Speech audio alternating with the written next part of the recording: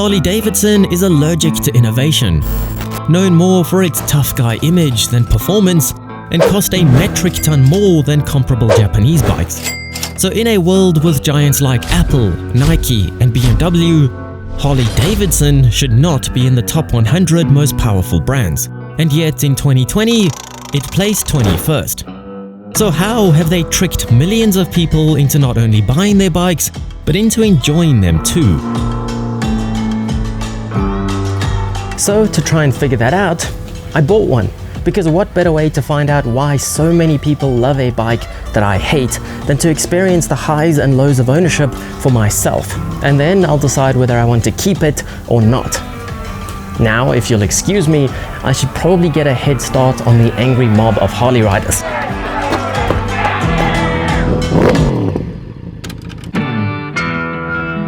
Harley fan or not, every good biker knows their brief history because ultimately, Harley-Davidson plays a massive role in motorcycle culture. It was all kickstarted in Milwaukee in 1901, when William Harley and Arthur Davidson squeezed an engine into a bicycle frame. Boys will be boys. Harley-Davidson played a role in both World Wars, supplying bikes for troops, and even managed to survive the Great Depression between the wars when most motorcycle manufacturers did not. Over the years, Davidson wished his name came first so we'd stop just calling it Harley, but they also gradually became an incredibly patriotic company known for their air-cooled 45-degree V-twins that lack technology, horsepower, and vibrate an uncomfortable amount.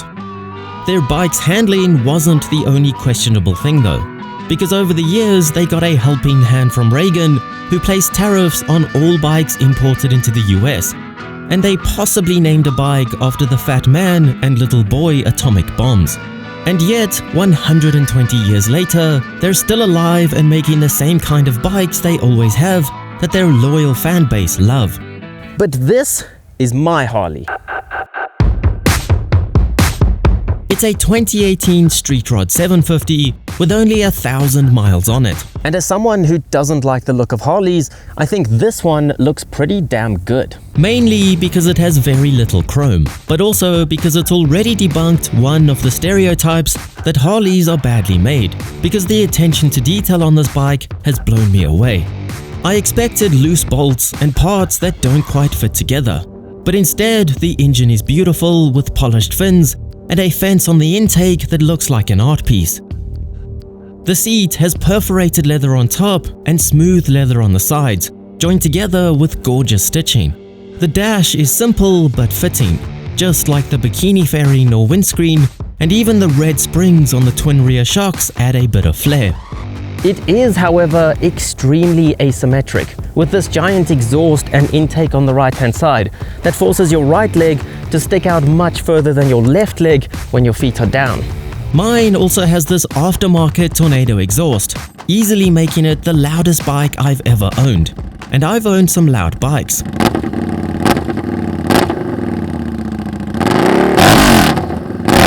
Something also tells me that they have a lot of pride in their brand, because there's a logo on the tank, the key, the fob, the dash, the handlebar clamp, the oil filter, each mirror stalk, the engine cover, the tail, each foot peg including the passengers, in the brake light, in each turn signal, on every brake caliper, both shocks, and even on the Michelin tires made specifically for Harley, adding up to 30 logos on one bike, and that's excluding the little logos that skirt the edge of the tires. But despite not being a fan in the past, and despite it being too heavy to push up the ramp, I have to admit owning a Harley is on my bucket list, and I'm pretty excited to see what it does best.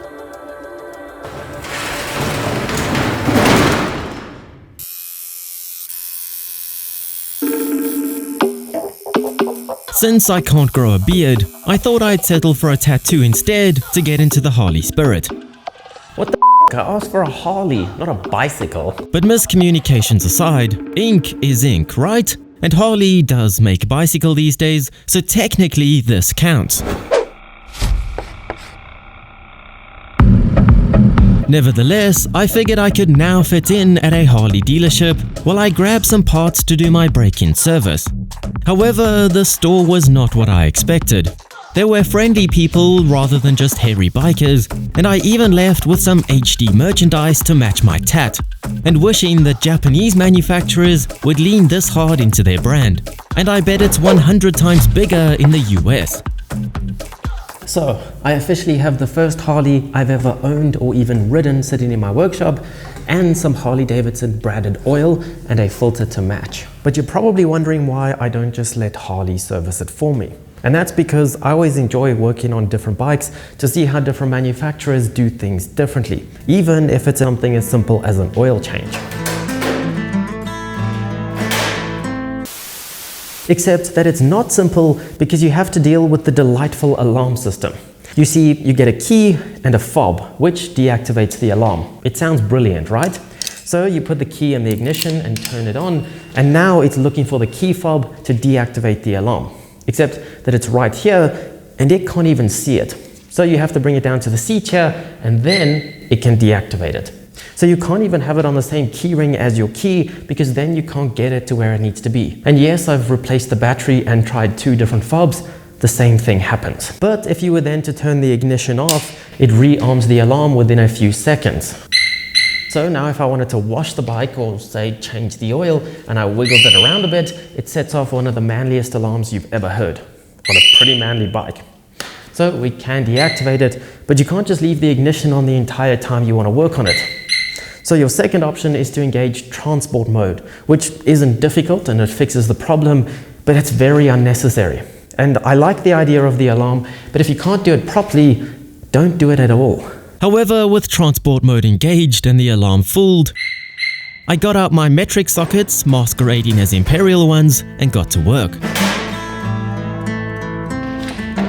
My multi-talented 13mm by day and 1/2 inch by night did the trick with the drain bolt, but it did take more effort getting to the oil filter than I expected.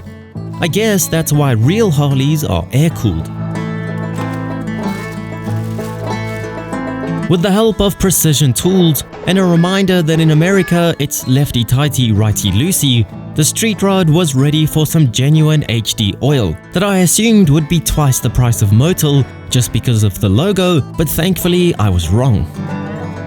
It always upsets me when a beautiful bike has only done 1600 kilometers in 4 years. I assume it's men having a midlife crisis, buying a hog, and quickly realizing that the road is scary without a metal cage around them. Nevertheless, I'll give it some TLC and a few good rides.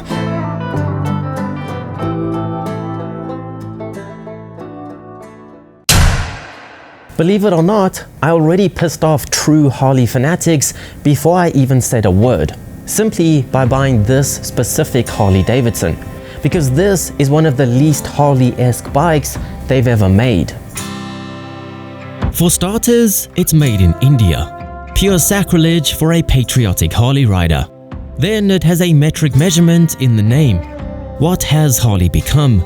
A 750 is tiny in their world, where 1200s and 1800s are the norm, which is amusing considering a 750 in the performance bike world is a good size.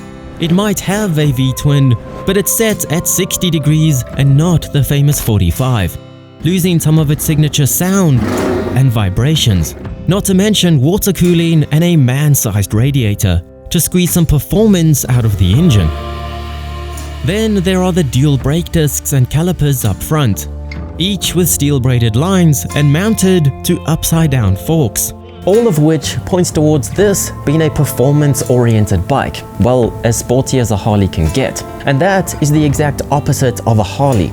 You buy a Harley because you want a bike to cruise on, not race. So let's do just that.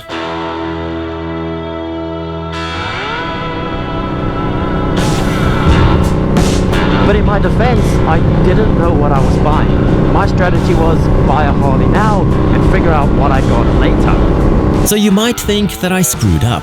I bought a bike that is considered a foreign-made cheap imposter with a little engine to Harley purists. But in reality, it couldn't have worked out better. Because Harley-Davidson made this motorcycle just for me. To understand why Harley would make something for a Japanese bike-obsessed 24-year-old with no clue about cruisers, you have to look at their more recent history. It's no secret that Harley leveraged their tough guy image to sell more bikes. All of us believe in sticking it to the man down here.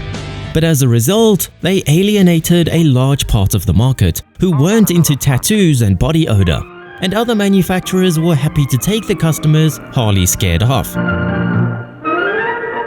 In 1987, most Harley riders were under the age of 35, but by 2008, that number had risen to 48. And many of these now old Harley riders' children had no interest in their tough guy image, because the least cool thing to a kid is their parents. So Harley had an aging customer base that won't buy many bikes when they're dead, and have scared off the next generation of customers. But that is where bikes like the Street Rod 750 come in.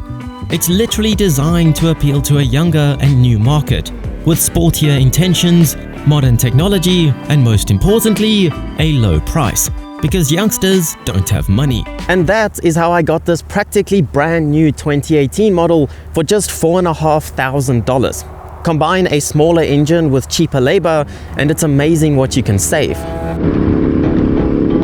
So an authentic Harley it's not, but a 100-mile round trip to a popular biker breakfast spot should prove whether it can fake it well enough or not.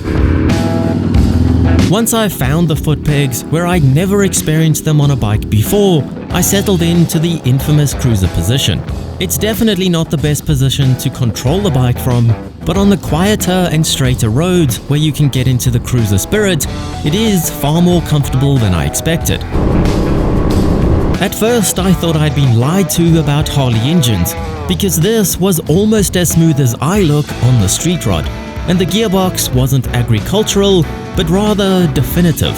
That's the beauty of embracing innovation, and as a result, this is a brilliant bike to ride, even where it might not belong.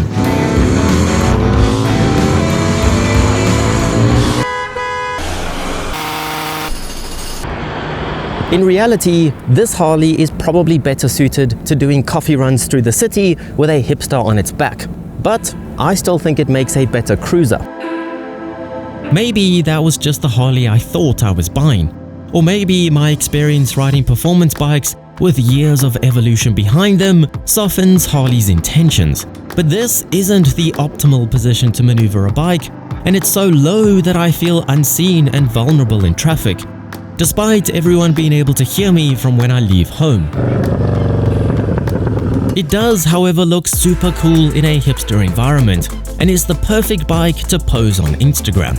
However, that alarm really does kill the mood when I try to walk away in slow motion.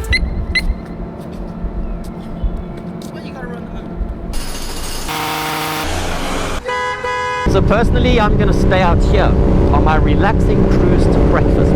While trying to walk the line, Harley embraced some performance aspects without ditching tradition. Those twin rear shocks, for example, look good, but function horrendously. They bob you around over every bump, and because no two shocks will ever be identical, the death wobble arrives in longer corners, as each shock behaves slightly differently, twisting the rear wheel. The dash is backwards too, with a digital tachometer and analog speedo. And although it does have a gear indicator, it disappears the moment you need fuel because there's only enough space for one piece of info at a time. I usually consider a loud exhaust as a treat for bystanders, but this is just offensively loud. I love it as a petrol head, but the harsh noise with excessive pops seems to target an area of my brain that gives me an instant headache if I don't remember to wear earplugs. But the thing about Harleys is that you know what you're getting yourself into, and as long as you're happy with that, then they can do a ride like I just did damn well. I always advocate for 200 horsepower everywhere you go, and this almost convinced me that you don't need that. And for a few moments, I actually understood what cruisers were about and considered keeping this. Whether I like it or not, I don't hate Harley-Davidson anymore. I might not have gotten the most authentic experience, but it's the experience I think Harley intended for someone like me. So maybe making a bike just for me wasn't such a bad idea after all. They're heading in the right direction. making bikes that cost a fraction of typical Harleys but with better parts. You no longer need a tattoo to ride one. You don't need to be scared to go into a dealership. Anyone can represent their brand, and parts aren't ridiculously overpriced. Which makes it even more upsetting that in 2020, Harley discontinued this model, simply because it wasn't selling. And I can't even blame them, because although they made this bike just for me, I'm not even going to keep it. It's a very good bike, but it's still torn between two worlds, and that doesn't make it a great bike. And that is the catch-22. I want them to survive as a company because they're important for motorcycle culture, history, and rude jokes. But after insisting that they innovate and embrace performance, I still don't want one when they finally did. And apparently, not many other people did either. Unlike most people on the internet, I don't have the solution for them. But I do like their recent moves of keeping tradition, embracing the future, and targeting the massive adventure bike market. So, I'll keep my eye on them.